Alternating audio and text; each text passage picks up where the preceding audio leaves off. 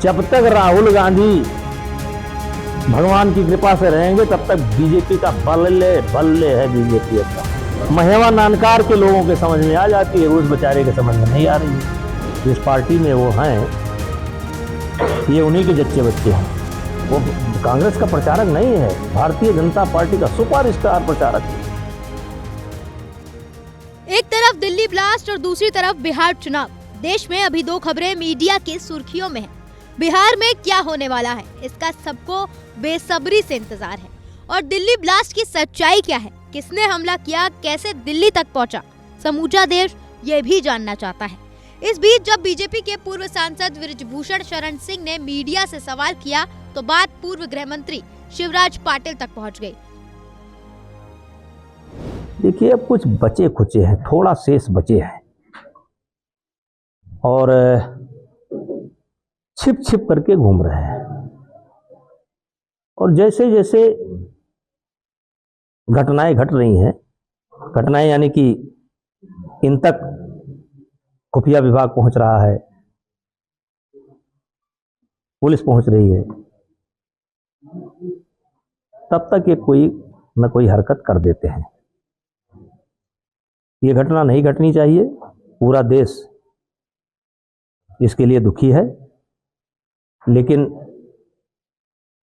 इस घटना का भी प्रस्रोत यहां की जनता चाहने लगी है।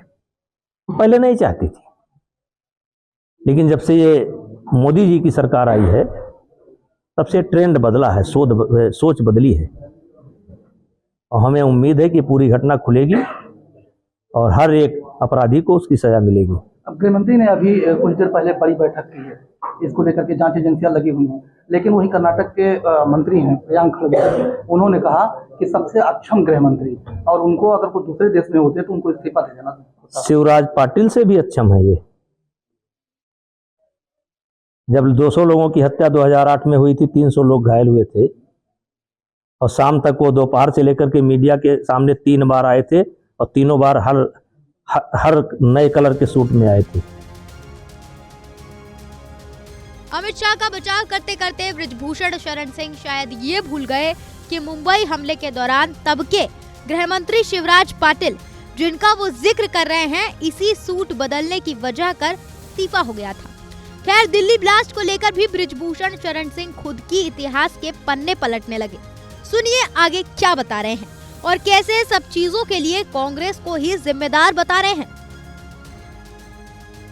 लेकिन आप तुलना करिए 2008 में, आप तुलना करिए पुलवामा में, आप तुलना करिए पुरी में, आप तुलना करिए 2008 में। क्या किया था हमारी सरकार ने? कांग्रेस की सरकार थी, नहीं खड़गे जी की सरकार थी, क्या किया था?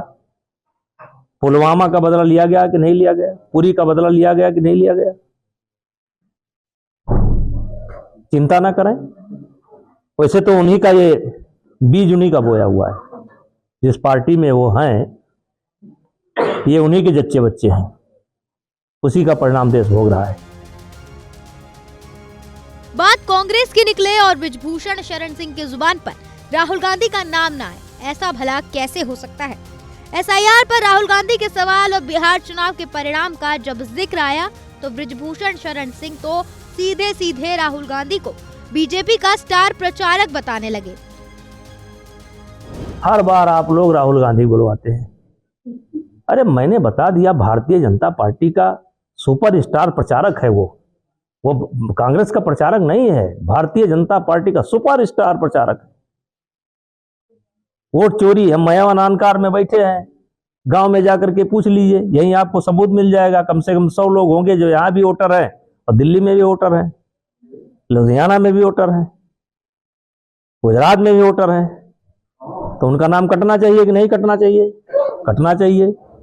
अगर 3 जगह है, 2 जगह है, नाम कटना चाहिए। अब यही बात महिमा नानकार के लोगों के समझ में आ जाती है, उस बेचारे के समझ में नहीं आ रही है। बृजभूषण शरण सिंह का तो यहाँ तक कहना है कि भगवान की कृपा से राहुल गांधी जब तक बने रहेंगे तब तक बीजेपी की बल्ले बल्ले होती रहेगी।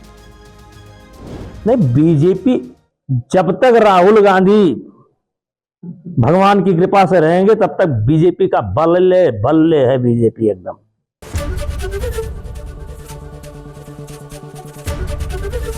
एबीपी गंगा, खबर आपकी, जुबान आपकी।